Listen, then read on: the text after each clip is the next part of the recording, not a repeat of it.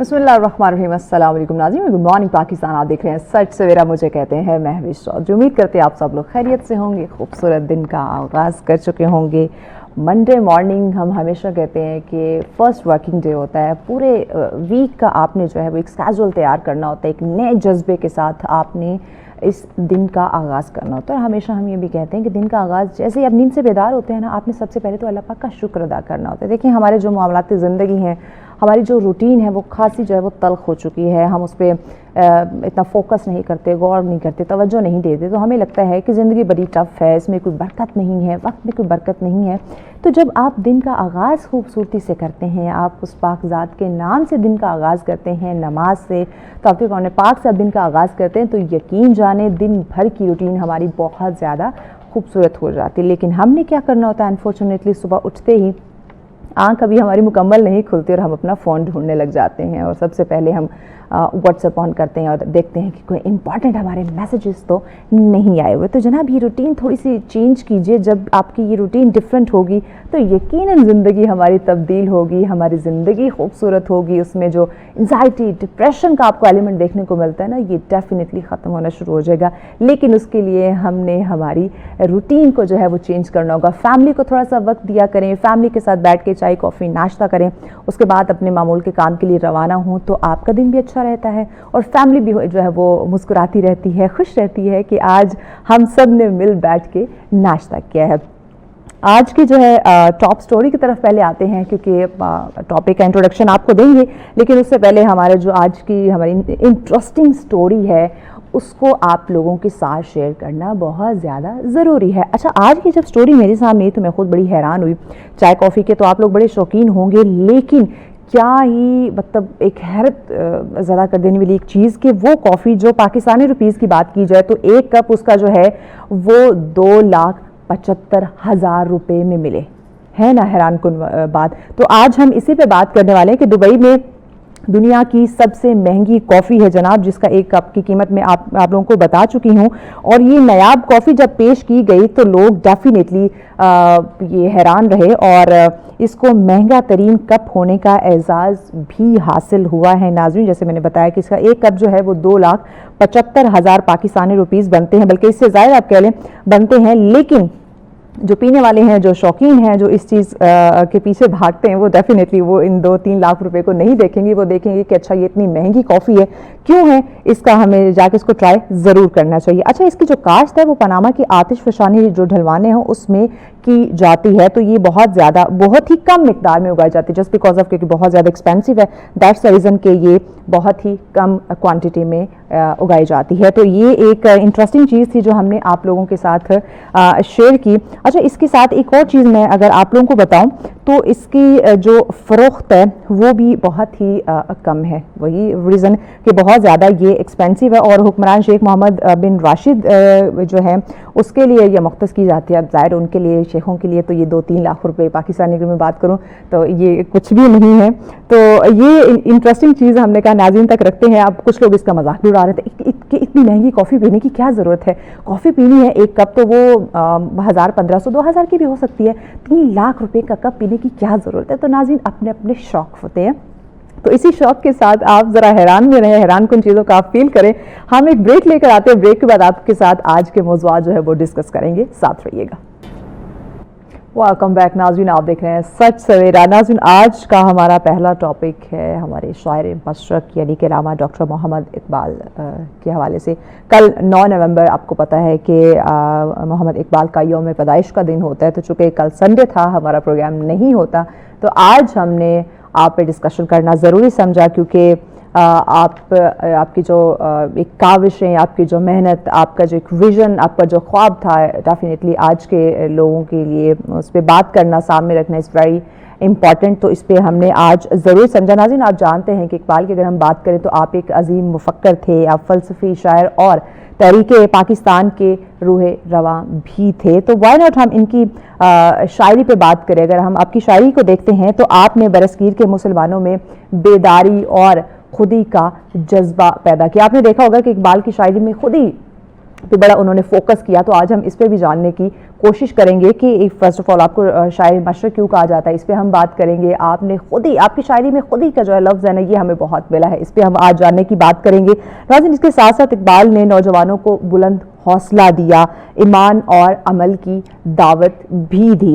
ناظرین ہمیشہ آپ نے دیکھا ہوگا کہ اقبال کی شاعری میں ایک پیغام ہمیں دیکھنے کو ملا ہے جس نے ہمیشہ نئی راہوں کی تلاش اور خود پر یقین رکھنے کی جو تعلیم ہے وہ ہمیں اس میں نظر آتی ہے. تو آج ہم اسی پہ بات کریں گے، آپ کی زندگی پہ بات کرنے کی کوشش کریں گے، آپ کی شاعری پہ بات کرنے کی ہم کوشش کریں گے، اور اس میں جو خود ہی کا ہمیں تصور بہت زیادہ دیکھنے کو ملتا ہے اس ایلیمنٹ پہ ہم بات کریں گے. اس پہ ڈسکشن کے لیے اسٹوڈیو میں مہمان ہمیں جوائن کر چکے ہیں. جی آپ انہیں ہمارے بہت سارے پروگرام میں دیکھتے ہیں، سچ کی اسکرین پہ آپ نے ان کو دیکھا ہے اور بھی دیگر ٹی وی چینل کی اسکرین پہ آپ ان کو دیکھتے رہتے ہیں. بہت ہی معتبر شخصیت ہمارے ساتھ ہیں جی، پروفیسر ڈاکٹر اطہر قسیم صاحب ہمارے ساتھ ہیں. جی السلام علیکم ڈاکٹر صاحب. وعلیکم السلام. بہت شکریہ ڈاکٹر صاحب آپ کے وقت کا. جی آپ کا شکریہ. بہت ہی اہم ہمارا آج کا ٹاپک ہے، چونکہ کل آپ کے یعنی کہ اقبال کی یوم پیدائش تھی، بٹ چونکہ ہمارا کل پروگرام نہیں ہوتا تو ہماری ٹیم نے آج ضروری سمجھا کہ ہم اس پہ آج ضرور بات کریں، کیونکہ بہت ہی آپ ہمارے لیے معتبر شخصیت اور ان پہ ہم ڈسکشن نہ کریں ایسا ہو نہیں سکتا. تو سب سے میں پہلے چاہوں گی کہ آپ اقبال کی جو ایک اپنی ایک لائف تھی اس پہ ذرا روشنی ڈالیے، ان کی جو تعلیم تھی، جو ان کی پیدائش کا، ان کی ایک پرورش کا ایک سلسلہ تھا، اس پہ مختصر سی روشنی ڈالیے. پھر آپ کو شاعر مشرق کیوں کہا جاتا ہے یہ بھی بتائیے. جی بہت شکریہ آپ کا، اور میں بڑی خوشی محسوس کرتا ہوں آپ کے اس پروگرام میں آ کے، کیونکہ سچ ٹی وی کا یہ شیوا رہا ہے کہ پاکستانیت کے حوالے سے قائد اعظم کے جب آتے ہیں دن 25 دسمبر اس حوالے سے، اور خاص طور پہ علامہ اقبال کے حوالے سے آپ جو پروگرامز کرتے ہیں وہ میں سمجھتا ہوں کہ وقت کی ضرورت ہے، حالات کا تقاضا ہے، اور مبارکباد ہے آپ کی ساری انتظامیہ کو کہ ایسے اچھے پروگرام آپ قوم کے لیے نشر کرتے ہیں. بہت شکریہ. آپ نے علامہ اقبال کی بات کی تو 9 نومبر علامہ اقبال کا یوم پیدائش ہے. 1877 میں وہ سیالکوٹ میں پیدا ہوئے تھے. شہر اقبال سیالکوٹ کو کہا جاتا ہے، اور یہ ہمارے لیے خوشی کی بات ہے، یا ہم بڑے فخر سے یہ بات کہہ سکتے ہیں کہ اقبال ہمارے قومی شاعر ہیں. اور قومی شاعر بنتے تک ان کا جو سفر ہے زمانہ طالب علمی کا اور اس کے بعد پریکٹیکل لائف میں آنے کا، وہ کتابوں میں، تاریخ کی کتابوں میں بڑے روشن حروف سے لکھا ہوا ہے. اگر ہم ابتدائی بات کریں تو ان کی تعلیم سیالکوٹ میں ہوئی، اور مولوی میر حسن سے انہوں نے تعلیم حاصل کی. ایک مشہور واقعہ جو میں نئی نسل کے بچوں کے لیے یہ بتانا چاہوں گا، جو بڑا مشہور واقعہ ہے، کہ اقبال ایک دفعہ اپنی کلاس میں تاخیر سے پہنچے. تو استاد محترم نے پوچھا کہ اقبال دیر سے کیوں آئے ہو؟ تو انہوں نے کہا کہ اقبال ہمیشہ دیر سے ہی آتا ہے. تو اقبال کا مطلب ہوتا ہے مقام اور مرتبہ اور فضیلت اور بلند درجہ. تو یہ سٹرگل اور محنت کے بعد ہی حاصل ہوتا ہے یہ درجہ جو ہوتا ہے. اقبال نے ابتدائی تعلیم سیالکوٹ سے حاصل کرنے کے بعد پھر گورنمنٹ کالج لاہور کا رخ کیا. تو گورنمنٹ کالج لاہور آپ جانتی ہیں کہ اس زمانے میں بھی اور اب بھی ایشیا کا ایک انتہائی بڑا کالج، بڑا تعلیمی ادارہ اور بڑا معتبر تعلیمی ادارہ. بڑے بڑے لوگ وہاں سے فارغ التحصیل ہوئے. تو علامہ اقبال نے آ کے گورنمنٹ کالج لاہور میں تعلیم حاصل کرنا شروع کی، اور لاہور ہی کے ایک محلے میں جو داتا دربار کے قریب ہے وہاں پہ انہوں نے قیام کیا. بازار حکیمہ اس گلی کا نام تھا جہاں اقبال رہائش پذیر تھے. بعد میں اقبال ہاسٹل کے اندر بھی آ گئے، گورنمنٹ کالج لاہور کے ہاسٹل میں قیام پذیر ہوئے. اور ابھی گزشتہ سالوں میں گورنمنٹ کالج لاہور کی انتظامیہ نے اس کمرے کا بھی کھوج لگا لیا جس کمرے میں اقبال رہتے تھے، اور وہ تاکہ اقبال کا نام اس کو دیا گیا. اور یہ میرے لیے بھی بڑے اعزاز کی بات ہے کہ میں بھی اسی کالج سے فارغ التحصیل ہوں جس کالج سے حکیم الامت جیسی شخصیت فارغ التحصیل ہوئی. پھر وہاں سے ایم اے فلسفہ کرنے کے بعد اقبال اعلیٰ تعلیم کے لیے یورپ تشریف لے گئے، اور وہاں سے انہوں نے پھر پی ایچ ڈی جرمنی سے کیا، میونخ یونیورسٹی جرمنی سے. پی ایچ ڈی میں جو اقبال کا ٹاپک تھا وہ تھا the development of meta physics in Persia, Iran میں ما بعد الطبیعیات کا ارتقاء. اس کے لیے انہوں نے پورا ایرانی ادب پڑھا، فارسی ادب پڑھا. ایک بات یہاں پہ میں اور بتاتا چلوں جو قوموں کی تاریخ میں بڑی اہم ہوتی ہے کہ ہر قوم اپنی زبان کا تحفظ کرتی ہے اور اس کا ادراک رکھتی ہے اور اس کو اپنی احساس ملکیت کے ساتھ لے کر آگے چلتی ہے. جرمنی میں جب علامہ اقبال کا ایڈمیشن ہو رہا تھا، داخلہ ہو رہا تھا، تو انہوں نے داخلہ دینے سے انکار اس لیے کیا کہ اقبال کو جرمن زبان نہیں آتی تھی، اور جرمنی میں داخلہ لینے کے لیے، تعلیم حاصل کرنے کے لیے ضروری تھا کہ ان کی زبان آتی ہو طالب علم کو۔ تو علامہ اقبال کو پھر پروفیسر آرنلڈ کی مداخلت پہ وہاں پہ ایڈمیشن ملا، اور تاریخ کی کتابیں بتاتی ہیں کہ وائوا دینے کے لیے اقبال نے پھر جرمن زبان سیکھی، اور وائوا جو ہوا ان کا پی ایچ ڈی کا وہ جرمن زبان میں ہوا۔ تو اس لیے اقبال کو بہت سی زبانوں پہ بھی عبور حاصل ہوا، جیسے وہ اردو کے، فارسی، عربی اور ظاہر ہے ہندی کے مختلف لہجے، کشمیری زبان کے لہجے، اور پھر انٹرنیشنل زبانوں میں انگریزی، اور خاص طور پہ یہ جرمن زبان جو انہوں نے سیکھی، تو اس سے فائدہ یہ ہوا کہ انہوں نے ان زبانوں کا ادب جو ہے وہ بھی پڑھا تھا، اس لیے ان کے علم میں بے پناہ اضافہ ہو چکا تھا۔ اور جب وہ واپس آئے تو جاتے ہوئے تو گورنمنٹ کالج لاہور میں وہ معلم کے طور پہ، مدرس کے طور پہ، استاد کے طور پہ آ چکے تھے پریکٹیکل لائف میں، لیکن پھر انہوں نے وہاں سے استعفیٰ دے دیا اور وکالت کا شعبہ اختیار کیا، اور لاہور کے اندر انہوں نے عملی سیاست کے اندر بھی قدم رکھا۔ تو شاعری ان کی جو ہے اس کے ہم 3 حصے کرتے ہیں۔ پہلا حصہ جو ہے وہ یورپ جانے سے پہلے کا ہے، دوسرا حصہ قیام یورپ کے دوران جو انہوں نے مطلب شاعری کی وہ ہے، اور تیسرا حصہ وہ ہے کہ جب وہ شاعر مشرق بن کے، حکیم الامت بن کے، دانائے راز بن کے یورپ سے واپس آ چکے تھے، تو وہاں آ کے انہوں نے پھر جو شاعری کی ہے ہندوستان میں، اس میں مسلمانوں کو جگانے کا، اور وہ جو آپ نے تمہیدی گفتگو کی ہے نا اس پروگرام کی، وہ بہت شاندار کی ہے۔ علامہ اقبال کے حوالے سے آپ نے جو بتایا ہمارے ناظرین کو کہ اقبال نے نوجوانوں کو کیا پیغام دیا ہے، تو میں سمجھتا ہوں کہ اقبال کی شاعری کا، فکر و نظر کا اگر ہم احاطہ کریں اور خلاصہ نکالیں تو ایک ہی لفظ میں بات مکمل ہو جاتی ہے، اور وہ لفظ ہے اقبال کا فلسفہ خودی۔ اقبال کا فلسفہ۔ اچھا، آپ کے پیغام میں خودی کا بڑا ذکر جیسے آپ نے بھی کہا، تو اس پہ بھی تھوڑی روشنی ڈالیے کہ آپ کی شاعری میں زیادہ آپ نے خودی یا اس فلسفے پہ آپ نے بڑا جو نا وہ فوکس کیا تھا، کیوں؟ کیا پیغام دیتا ہے؟ بنیادی طور پہ فلسفہ خودی جو ہے نا اقبال کی تمام تر تعلیمات کا مرکز و محور ہے۔ انسان کے ذہن میں، انسان کے لیے، اس کائنات کے لیے، خدا کے لیے ہمیشہ سے سوالات اٹھتے رہے ہیں۔ ایسے ہی انسان سوچتا ہے کہ میں کون ہوں، کیا ہوں، کیوں ہوں، کب سے ہوں، کب تک ہوں، اور یہی سوال کائنات کے بارے میں بھی انسان سوچتا ہے، فلاسفر سوچتے رہے ہر زمانے میں۔ اور پھر خدا کا جو تصور ہے اس پر ہر انسان نے، ہر مفکر نے، ہر فلاسفر نے غور کیا اور اپنی اپنی رائے دی۔ یہی جو ایک تجسس ہے نا، یہی ہمیں اقبال کی شاعری کے ہاں بھی دکھائی دیتا ہے۔ تو جب اقبال نے غور کیا، غالب اس سے پہلے غور کر چکے تھے اور اپنی شاعری میں اس کا اظہار بھی کر چکے تھے، لیکن وہ ایک اور طرح کا غور و فکر ہے۔ لیکن جب اقبال نے غور و فکر کیا تو کچھ سوالات جو ہیں ان کے جوابات اقبال نے ڈھونڈنا چاہے۔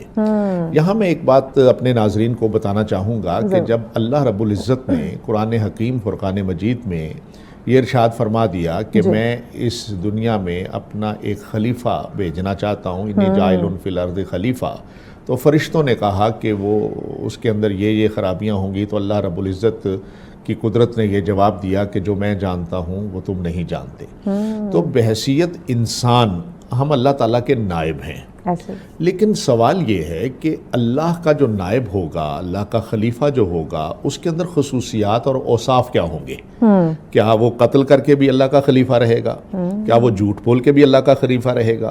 کیا وہ بد نظری کر کے یا بدکاری کر کے بھی اللہ کا خلیفہ رہے گا؟ جتنی سماجی معاشرتی اقدار کے اندر خرابیاں، خامیاں پائی جاتی ہیں، کیا ان کا وہ باعث بن کے بھی اللہ کا خلیفہ رہے گا؟ تو ایسا نہیں ہے۔ ایسا نہیں ہو سکتا۔ اللہ کا خلیفہ بننے کے لیے، اللہ کا نائب بننے کے لیے کچھ اوصاف ہیں۔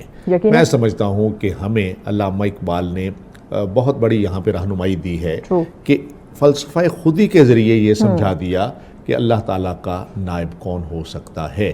تو انسان کو اس کائنات کے اندر اس کی حقیقت سے آشنا کرنے والا جو فلسفہ ہے وہ اقبال کا فلسفہ خودی ہے۔ اسی لیے اسی خودی کے فلسفے سے باقی سارے فلسفے جو ہیں وہ جڑے ہوئے ہیں۔ ہم انشاءاللہ آج کی گفتگو میں یہ ذکر کریں گے کہ یہ فلسفہ خودی کس طرح باقی فلسفوں کو بھی جنم دیتا ہے۔ اچھا، ایک ہمارے ناظرین کو بلکہ آج کے نوجوانوں کے لیے بھی یہ سوال ہوگا کہ آپ ضرور ان کی رہنمائی فرمائیں کہ کیسے اقبال نے یہ محسوس کیا کہ مسلمانوں کے لیے ایک الگ وطن ہونا چاہیے؟ تو آپ نے یہ الگ وطن کا جو تصور ہے مسلمانوں کے لیے، یہ کب اور کیسے جو ہے وہ پیش کیا؟ دیکھیے، علامہ اقبال کی ایک سب سے بڑی خوبی کہہ لیجئے یا خصوصیت کہہ لیجئے وہ یہ ہے کہ اقبال 1877 میں پیدا ہو کے 1938 میں انتقال کر گئے، اور یہ سارا زمانہ ہندوستان کے مسلمانوں کی غلامی کا زمانہ ہے۔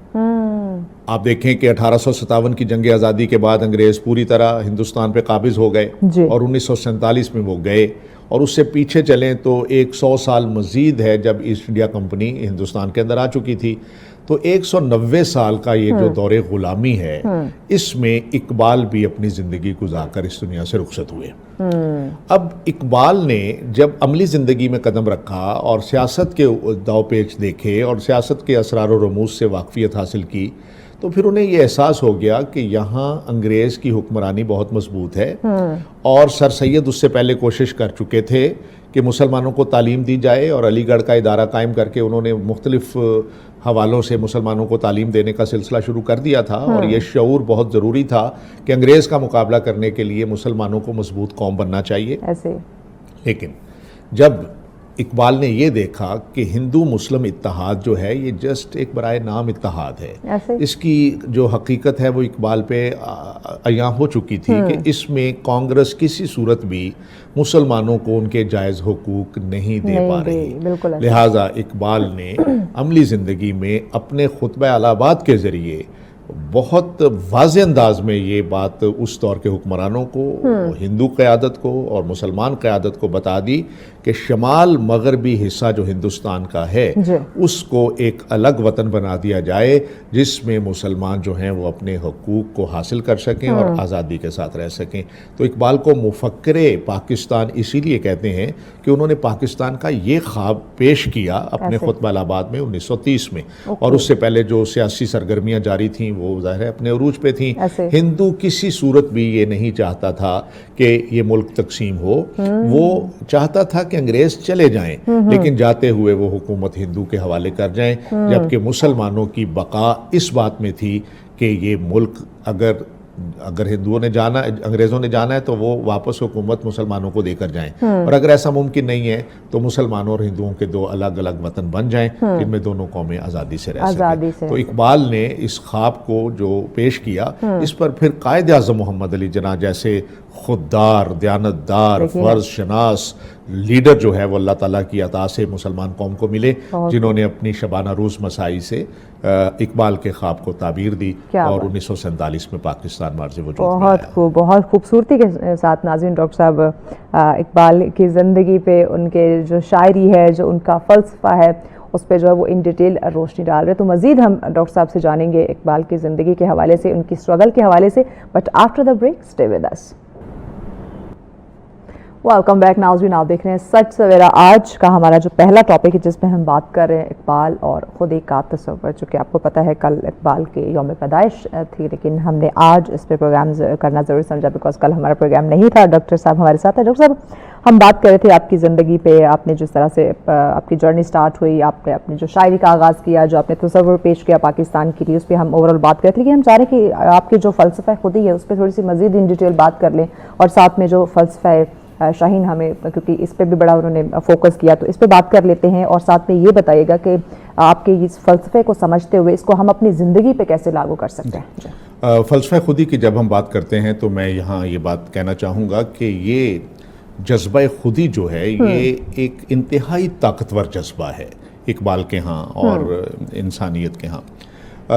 اقبال نے تو یہاں تک فرمایا ہے، ذرا سماعت کیجئے گا کہ خودی کے بارے میں وہ کیا کہتے ہیں کہ خودی کی جلوتوں میں مصطفائی، نبی کریم صلی اللہ علیہ وسلم کا جتنا بھی رسالت کا سلسلہ ہے وہ خودی کی جلوتیں ہیں، یعنی جلوہ ہے خودی کا، اور خودی کی خلوتوں میں کبریائی، کہ اگر خودی کو پس پردہ دیکھا جائے تو اللہ تعالیٰ کی ذات ہے، زمینوں آسمانوں کرسیوں عرش خودی کی زد میں ہے ساری خدائی۔ تو اب جب خودی کی زد میں ساری خدائی ہے تو پھر آپ خود اندازہ کیجئے کہ خودی کتنا طاقتور جذبہ ہے۔ علامہ اقبال نے جو خودی کا فلسفہ دیا اس کے 3 مدارج ہیں، 3 مراحل ہیں۔ میں نوجوان نسل کو یہ بتانا چاہوں گا کہ پہلا درجہ ہے اطاعت الہی، کہ اللہ تعالیٰ کی اطاعت کی جائے، اللہ تعالیٰ کے احکامات کی فرما برداری کی جائے، اللہ نے جو کہا ہے اس کو منو ان تسلیم کیا جائے، اللہ تعالیٰ نے جس کام سے روکا ہے اس سے رک جایا جائے۔ جب یہ ایک پہلی منزل انسان پوری کرتا ہے اطاعت الہی کی تو پھر وہ ایک دوسری منزل میں چلا جاتا ہے، اور وہ دوسری منزل ہے ضبط نفس، کہ آپ نے اپنے اوپر قابو کیسے پانا ہے، اپنی نفسانی خواہشات کو کیسے اپنے کنٹرول میں کرنا ہے۔ یہ ایک بہت مشکل مرحلہ ہے کہ اللہ نے کہا ادھر نہیں دیکھنا تو ادھر نہیں دیکھنا، اللہ نے کہا کہ یہ کام کرنا ہے تو یہ کرنا ہے، نماز وقت پہ پڑھنی ہے تو پڑھنی ہے، روزے جو ہیں فرض ہیں تو فرض ہیں، انسانیت کی خدمت، ماں باپ کی خدمت، جتنے بھی احکامات ہیں ان کے اوپر اگر آپ کا جی نہیں بھی چاہ رہا اور پھر بھی آپ کریں تو یہ ضبط نفس ہے۔ جب یہ دو مدارج پورے ہو جاتے ہیں، درجے انسان کو حاصل ہو جاتے ہیں، تو پھر وہ اقبال فرماتے ہیں کہ وہ تیسرے درجے پہ پہنچتا ہے، اور وہ ہے نیابت الہی، اللہ کا نائب ہونا۔ تو اللہ کا نائب وہی ہوگا جو پہلے اطاعت الہی کا درجہ پورا کر چکا ہوگا اور اس کے بعد ضبط نفس کر چکا ہوگا، پھر وہ اللہ کا نائب بن جائے گا۔ اور جو اللہ کا نائب بنے گا، یہاں اقبال کا ایک اور فلسفہ سامنے آ جاتا ہے، اور وہ ہے فلسفہ مرد مومن۔ تو مرد مومن وہی ہوگا جو خودی کا حامل ہوگا، جس کے دل میں خودی کا جذبہ جتنا مضبوط ہوگا اتنا ہی وہ مرد مومن ہوگا۔ اور یاد رکھیے، مرد مومن کا جو تصور اقبال نے دیا وہ رسالت مآب صلی اللہ علیہ وآلہ وسلم کی ہستی کو سامنے رکھ کے دیا کہ حضور مرد مومن ہے کائنات کے اندر، جو جتنا حضور کی سنت کے قریب ہوا اتنا ہی وہ مرد مومن بن گیا۔ اور مرد مومن کی خوبیاں دیکھیے کہ مرد مومن کبھی جھوٹ نہیں بولتا، بالکل ایسے، مرد مومن کبھی حرام نہیں کھاتا، مرد مومن کبھی اس دنیا سے جی نہیں لگاتا۔ اور یہی تین خوبیاں اقبال نے مرد مومن کے بارے میں کہا تھا کہ رزم حق و باطل ہو تو فولاد ہے مومن، ہو حلقہ یاراں تو بریشم کی طرح نرم، رزم حق و باطل ہو تو فولاد ہے مومن۔ اور ہاتھ ہے اللہ کا بندہ مومن کا ہاتھ، غالب و کار آفریں، کار کشا، کار ساز۔ تو اقبال نے تو مرد مومن کی بہت بڑی شان بتائی ہے، اور اس کی خوبیاں جو میں نے ابھی بتائیں عرض کی وہ یہ تھیں کہ وہ جھوٹ نہیں بولتا، رزق حرام نہیں کھاتا، دنیا سے جی نہیں لگاتا، اور اپنی نظر نیچی نہیں کرتا بلکہ بلند نظری کے ساتھ زندہ رہتا ہے، نظریے کے ساتھ زندہ رہتا ہے۔ اور یہی تین خوبیاں شاہین کے اندر ہیں۔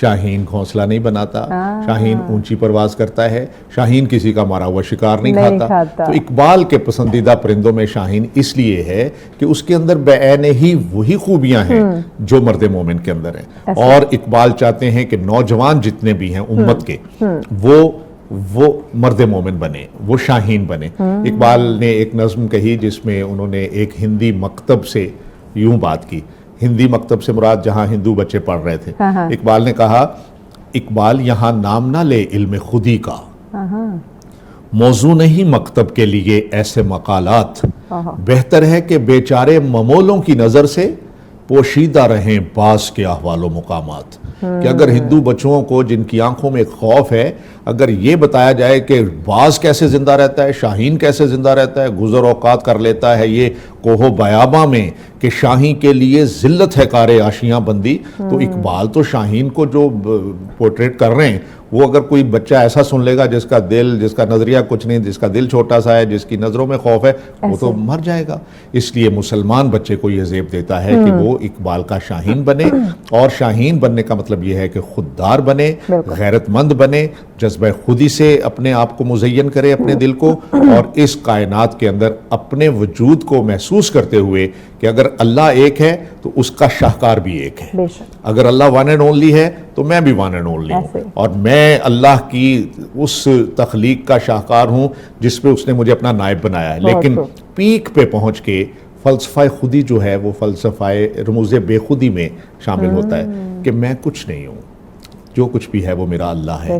تو فلسفہ خودی کی پیک پہ جو پہنچتے ہیں وہ در حقیقت اللہ کی محبت میں چلے جاتے ہیں، پھر وہ اپنے آپ کو فنا فی اللہ کر دیتے ہیں۔ کیا بات ہے، کیا بات ہے ڈاکٹر صاحب۔ اقبال کے جو پیغام ہے اس میں اگر آج کے نوجوانوں کی ہم بات کریں تو آج کے نوجوانوں کے لیے یہ کیوں اہم ہے اور کیا پیغام ملتا ہے؟ آج کے نوجوانوں کو اپنے وطن سے محبت کرنی ہے، اس لیے انہیں اقبال کو پڑھنا چاہیے، نہ صرف پڑھنا چاہیے بلکہ سمجھنا چاہیے، بلکہ اس پہ عمل کرنا چاہیے۔ اقبال کے جتنے فلسفے ہیں جن میں فلسفہ خودی ہے، فلسفہ مرد مومن ہے، فلسفہ شاہین ہے، فلسفہ سخت کوشی ہے، فلسفہ عشق و محبت ہے، عقل و خرد ہے، اور اس کے بعد فلسفہ حب رسول ہے، ان سارے فلسفوں کو پڑھنے کے بعد ایک نوجوان آج کا پاکستانی قوم کا نمائندہ بن سکے گا۔ اور پاکستان اس وقت آپ جانتی ہیں کہ اندرونی طور پہ بھی خلفشار کا شکار ہوتا ہے، اور بیرونی نظریں جو ہیں وہ بھی اس پہ لگی ہوتی ہیں، تو سب سے زیادہ ذمہ داری पाकिस्तानी नौजवान पे आयद होती है जिसने इस मुल्क के अंदर रहते हुए इस मुल्क की हिफाजत भी करनी है, नज़रियाती सरहदों की भी हिफाजत करनी है, जोग्राफियाई सरहदों की भी हिफाजत करनी है।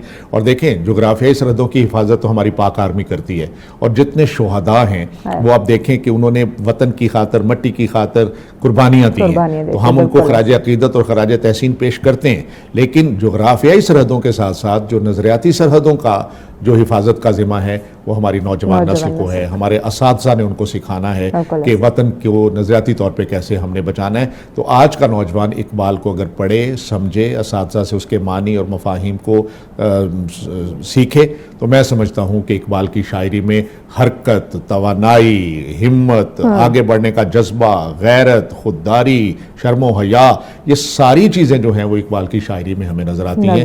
और इकबाल अपनी कलाम को पढ़ने की दावत खुद भी देते हैं अपने कलाम के अंदर। आपके नज़दीक तालीम का असल मकसद क्या था?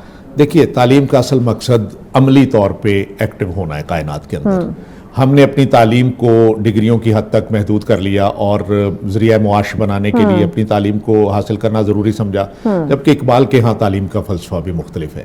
इकबाल इसको मुआशी सतह पे नहीं कह रहे कि वो आप मुआशियात के अंदर या रोज़ी रोटी कमाने के लिए तालीम हासिल करें, नहीं। अच्छा डॉक्टर साहब, इसी बात को ना पैगाम की सूरत में समाप्त कर दें। मेरा पैगाम नौजवान नस्ल के लिए आज के इस प्रोग्राम में ये है कि अब आप तालीम ज़रूर हासिल करें, क्योंकि तालीम के बगैर इंसान अधूरा है, नामुकम्मल है। लेकिन तालीम हासिल करने के जो मकासद हैं, वो मकासद ये होने चाहिए कि आपकी शख्सियत के अंदर एक मुस्बत तब्दीली आए, आप एक इंतहाई ज़िम्मेदार शहरी बने, आप एक इंतहाई ईमान वाले इंसान बने, ईमानदार इंसान बने, फ़र्ज़ शनास इंसान बने।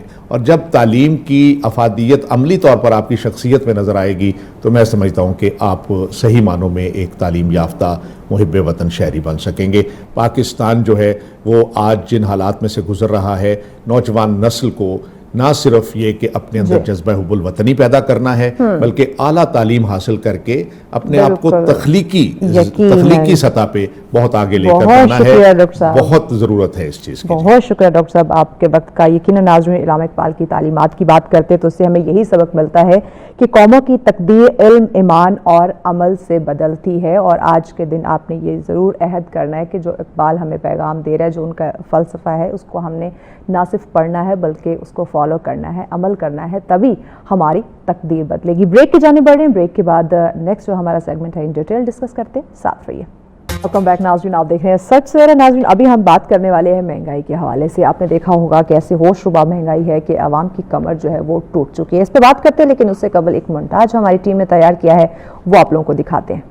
जी नाज़रीन, आपने देखा, हम अगर बात करें सब्जियों की, तो आलू, प्याज, टमाटर की अगर कीमतों की बात कर लें तो ये भी जो आम आवाम है उसकी पहुंच से दूर हो चुके हैं। डेफिनेटली इसकी जो कीमतें हैं वो आसमान को छू रही हैं। यानी कि एक गरीब के घर की बात करें तो वो तो खाने पीने से भी कासिर हो गए। यानी कि दिहाड़ीदार जो तबका है उसकी अगर हम बात करें, वो जो दिहाड़ी लगा के 1000-1500 लेके घर जाता है, वो कैसे अपनी फैमिली का पेट पालेगा, कैसे उनको खिलाएगा पिलाएगा, या घर का रेंट अफोर्ड करेगा, या बच्चों की फीसिस जो है वो पूरी करेगा। तो ये डेफिनेटली इस वक्त जो सिचुएशन है, तो जो तनख्वाहदार तबका है या सफ़ेद पोश साथ तबका है उसकी बात करें तो वाकई उनके लिए ये बहुत डिफ़िकल्ट सिचुएशन हो चुकी है। तो अभी हमारे साथ हमारे रिपोर्टर हैं कराची से मोहम्मद मोहसिन, जो कि वहाँ की सब्जी मंडी में मौजूद हैं। उनसे ज़रा वहाँ की सिचुएशन जान लेते हैं। जी मोहसिन।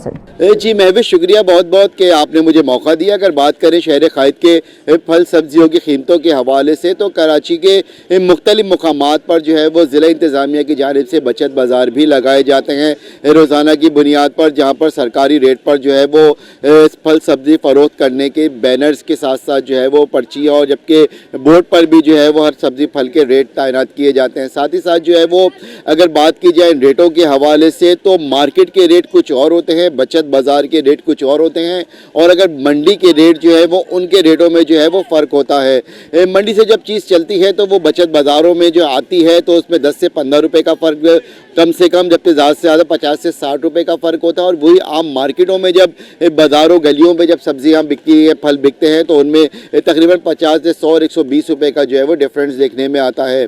मेरे साथ यहाँ पे प्राइस कंट्रोल कमेटी के रुकन मौजूद हैं, इनसे जानते हैं। जब मुझे बताइएगा कि کہ شہر کے مختلف مقامات پر ڈیلی کی بنیاد پر بچت بازار لگائے جاتے ہیں اور ایک چھت کے نیچے پھل بھی مل رہی ہوتی ہے, سبزی بھی, وہاں سے لوگ خریداری کرتے ہیں.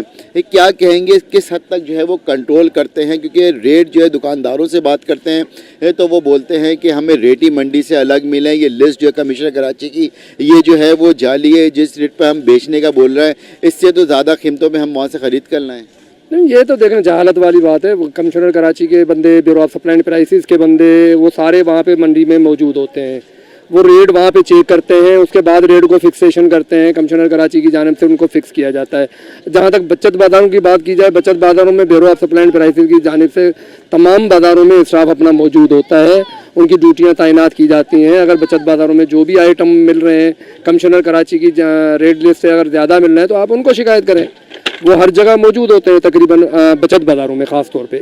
اچھا, تو یہاں پہ شہری بھی شکایت کرتے چلے آتے ہیں, جیسے کہ آلو کی قیمت اگر آج اٹھا لی جائے تو اس وقت 55 روپے کلو ہے, لال آلو ہو یا سفید آلو ہو, جبکہ نیا آلو جو ہے وہ 110 روپے کلو فروخت ہو رہا ہے. ساتھ ہی ساتھ جو ہے وہ ٹماٹر ہے, پیاز ہے, لیمبو جو ہے وہ 200 روپے کلو ہے ایک نمبر, جبکہ دوسرا اگر بات کی جائے 2 نمبر کوالٹی کی وہ 100 روپے کلو ہے. کس طریقے سے ریٹ کو کنٹرول کیا جاتا ہے, کیونکہ ہر جگہ ایک جگہ تو دستیاب نہیں ہو سکتا نا پرائس کنٹرول والا. نہیں دیکھیں, ہم اپنی بازاروں میں تو گھوم ہی رہے ہوتے ہیں نا, جہاں پہ گریڈنگ کرنی ہوتی ہے وہاں گریڈنگ بھی کر رہے ہوتے ہیں. آلو 55 روپے کلو آپ کو پتہ ہے مل رہا ہے, پیاز 110 روپے کلو مل رہا ہے, ٹماٹر 50 روپے کلو ہے. سرکاری ریٹ کی بات, یہ سرکاری ریٹ کی بات میں کر رہا ہوں. انشاءاللہ ان پہ ہم اپنی بازار کی بات کریں گے. ہم اپنی بازار میں کوشش کر کے امپلیمنٹ بھی کرواتے ہیں, ان کو ریٹ دیتے ہیں ہم.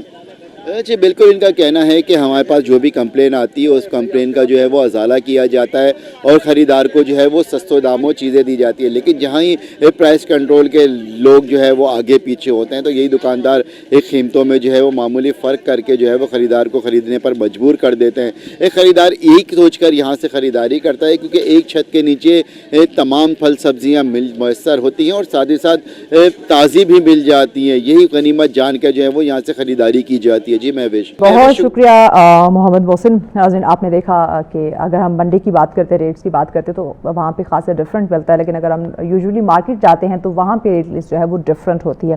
بہرحال جو بھی بات کی جائے, ہم عام مارکیٹ کی بات کریں یا اس طرح سبزی منڈی کی بات کریں, ابھی بھی جو ہمیں ریٹس دیکھنے کو مل رہے ہیں وہ عوام بجٹ فرینڈلی ہم کہیں کہ اس طرح سے نہیں ہے کہ وہ ایزیلی چیزوں کو افورڈ کر سکے, وہ اپنے گھر کا چولہا جو ہے وہ جلا سکے, بچوں کو وہ 2-3 وقت کا جو ہے وہ ایزیلی کھانا جو ہے وہ کھلا سکے. تو ڈیفینیٹلی اس پہ اوور آل گورنمنٹ کو سوچنا ہوگا, کیونکہ ابھی ایون کل میرا بھی جب چکر لگا تو میں نے جب آلو پیاز ٹماٹر کی قیمت میں نے سنی تو میں خود بڑی حیران ہوئی کہ آج سے کچھ دن قبل دیکھے تو بڑے نارمل اس کے ریٹس تھے, بٹ رائٹ ناؤ آسمانوں کو چھو رہے ہیں. تو اس پہ ڈیفینیٹلی ہم سب کو ضرور سوچنا ہوگا. بریک کی جانے بیٹھے, بریک کے بعد اگلے جو ہمارے سیگمنٹ ہیں ان ڈیٹیل ڈسکس کریں گے, ساتھ رہیے گا. ویلکم بیک ناظرین, آپ دیکھ رہے ہیں سچ سویرا. آج کے ٹاپک کی جانب بڑھنے سے پہلے کچھ انٹرسٹنگ سٹوریز ہیں وہ آپ لوگوں کے ساتھ ہم شیئر کر لیتے ہیں. آج کی جو پہلی سٹوری ہے نا یہ بڑی انٹرسٹنگ ہے. آپ نے مینڈک تو دیکھے ہوں گے, ڈفرینٹ جگہوں پہ آپ کو نظر آ رہے ہوں گے, ڈفرینٹ سائزز کے ہوتے ہیں اور کافی بعض دفعہ شرارتی بھی ہوتے ہیں. لیکن ابھی جس مینڈک کی ہم بات کرنے جا رہے ہیں یہ بڑا عجیب و غریب ہے اور بڑا منفرد ہے, اور یہ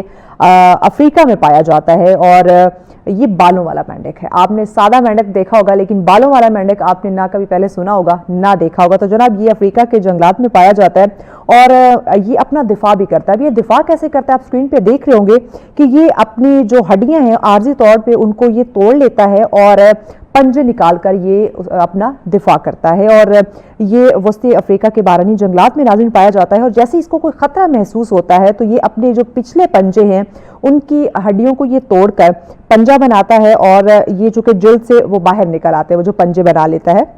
اور جب تک خطرہ ٹلتا نہیں ہے وہ پنجے اس کے باہر ہے. تو جب اس کو لگتا ہے کہ خطرہ ختم ہو گیا ہے تو یہ دوبارہ اس کے جو پنجے ہیں وہ واپس جسم میں چلے جاتے ہیں. اور یہ عمل جو ہے وہ مینڈک کے لیے ڈیفینیٹلی دفاع کا ایک منفرد طریقہ ہے, اور یہ واقعی ہی ایک حیرت انگیز ایک ڈفرینٹ سٹوری ہے کہ ہم ڈفرینٹ بچپن سے جو ہم نے مینڈک دیکھے ہیں وہ ایک نارملی ہم نے دیکھے, بٹ اپنا دفاع کرنے والا یا ہڈیوں کو توڑ کے اس طرح سے پنجے باہر نکال کے اپنے دفاع کرنے والا مینڈک آپ نے پہلے نہ دیکھا ہوگا نہ آپ نے سنا ہوگا. اب آتے ہیں ناظرین ہماری جو اگلی سٹوری ہے وہ بھی بہت ہی زیادہ انٹرسٹنگ ہے. وہ ہم بات کرنے والے ہیں گلابی نمک سے تیار کردہ یعنی کہ صابن ہے, اور اس صابن نے ہم بات کریں تو بیلجیم میں گلوبل انوویشن ایوارڈ جیتا ہے اور یہ بین الاقوامی پذیرائی اس نے حاصل کی ہے. دس از ریئلی امیزنگ اسٹوری کہ گلابی جو ہے وہ نمک سے بنا ہوا صابن بھی ہو سکتا ہے. جی ہاں ناظرین, یہ بالکل آپ صحیح سن رہے ہیں. اور بات کریں تو یہ اگر پاکستان کے ہم اس قدرتی نمک کی بات کریں تو خواتین نے خاص کر اس کو بہت زیادہ سراہا ہے, اور وزیر جو تجارت ہیں انہوں نے بھی جام کمال کے مطابق یہ پاکستان کی عالمی تجارتی اہمیت اور قدرتی وسائل کی افادیت کا ثبوت بھی دیتے ہیں. ناظرین, صابن کی کامیابی کی اگر بات کریں تو پاکستان اور برازیل کے اشتراک سے عالمی معیار کے مصنوعات کا یہ عکس ہے. ناظرین, اوور آل ہم جب صابن کو دیکھتے ہیں تو ڈفرنٹ ہمیں کلرز میں دیکھنے کو ملتے ہیں, لیکن یہ پاکستان کا یہ قدرتی خزانہ ہے, اور اس طرح کی کامیابیاں جو ہے وہ ہمیں آئے دن آج کل دیکھنے کو ضرور مل رہی ہوتی ہیں, اور اس نے عالمی سرمایہ کاروں نے اس کو ایوارڈ سے نوازا ہے, اور یہ ہمارے لیے خاص کر ایک بڑی خوشی کی بات ہے. تو اس طرح کے انٹرسٹنگ سٹوریز ہم آپ کے ساتھ آئے دن شیئر کرتے ہیں, اس لیے تاکہ آپ ہر خبر سے باخبر رہیں. آج کے موضوع پہ جو ہمارا نیکسٹ ٹاپک ہے اس پہ بات کریں, but after the break stay with us. Welcome back ناظرین, آپ دیکھ رہے ہیں سچ سویرا. آج کا اگلا ہمارا ٹاپک بہت ہی اہم ہے. ناظرین, آپ نے ایک چیز ضرور نوٹ کی ہوگی کہ سچ سویرا میں ہم ہر اس ٹیلنٹ کو پروموٹ کرنے کی کوشش کرتے ہیں جس میں کچھ قابلیت ہے, جو باصلاحیت لوگ ہیں, خواہ وہ کم عمر ہوں, خواہ وہ نوجوان ہوں, یا خواہ وہ عمر رسیدہ لوگ ہوں, لیکن جو ان کا فن ہے, جو ٹیلنٹ ہے, جو صلاحیتیں ہیں اللہ پاک نے جو ان کو نوازا ہے, وہ ہم ضرور اپنے شو میں آپ لوگوں کے سامنے ہم رکھتے ہیں. تو آج بھی اسی طرح ایک کم سن عمر کا بچہ ہمارے ساتھ اسٹوڈیو میں ہے, جس کی ہم تخلیق کی بات کریں, جس کے ہم ٹیلنٹ کی بات کریں تو نو ڈاؤٹ بہت ہی زیادہ ٹیلنٹڈ بچہ ہے. ایک ایسا آرٹ جو نہ صرف وہ کرتا ہے بلکہ ہم اکثر بات کرتے ہیں کہ فن مصوری, اس کی ہم جو ہے وہ بات کرتے ہیں. ناظرین, یہ ایک ایسا آرٹ ہے, ایک ایسا یہ فن ہے جس کو لفظوں کی ضرورت نہیں ہوتی.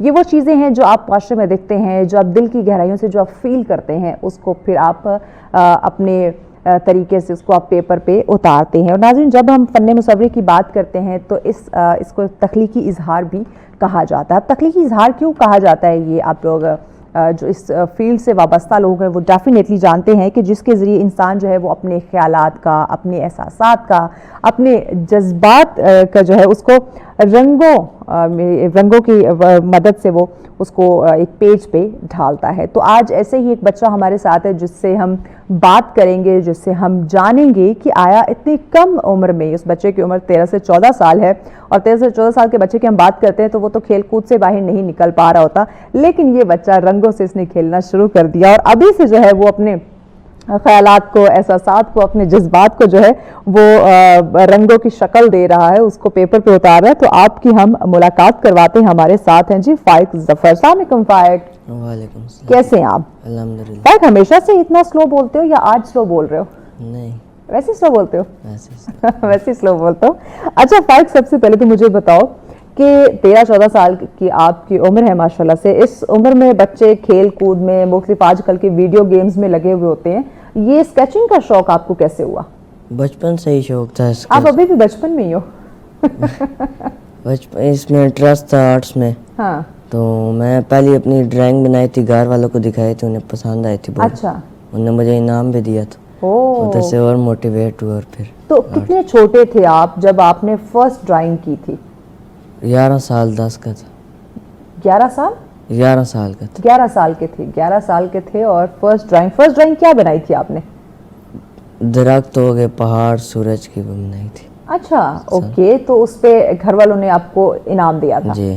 ٹھیک. تو پھر بعد میں گھر والوں نے کہا کہ پراپر اس کو سیکھو, تو ابھی سیکھتے ہوئے کتنا عرصہ ہو گئے؟ 2 منتھ. 2 منتھس ہوئے. یہ آپ کے ہاتھ میں کیا, یہ پکچر سامنے کریں نا, سامنے کیمرے کی طرف کریں پکچر, اس پکچر کو دیکھیں جی. واہ, کیا بات ہے. یہ آپ نے کتنے دنوں میں یہ اسکیچنگ تیار کی تھی؟ یہ 6 گھنٹوں میں بنائی. 6 گھنٹے. اچھا, اس کو سارا سامنے کیمرے کی طرف کریں, ہمارے جو ناظرین ہیں وہ بھی اس کو دیکھیں. 6 گھنٹے میں آپ نے اس کو تیار کیا تھا. ساتھ کسی نے ہیلپ کی تھی؟ جی, سر نے کی تھی. سر نے کی تھی. اچھا, سر نے ہیلپ کی تھی. تو یہ آپ نے انہی کی پکچر کیوں بنائی؟ وہ سامنے کیمرے کے سامنے ہی رکھو.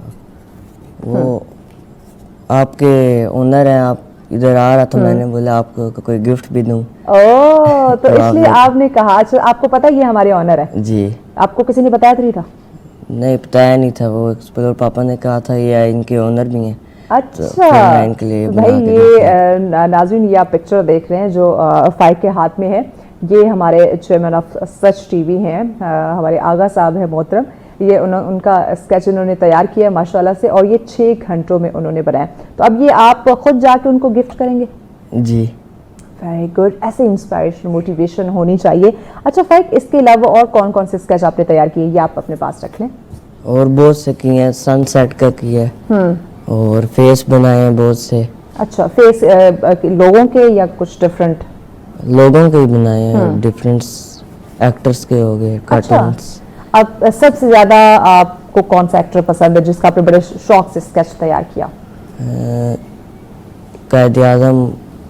وہ تو ہمارے بابائے قوم ہے, بانی پاکستان ہے, وہ ایکٹر نہیں ہے.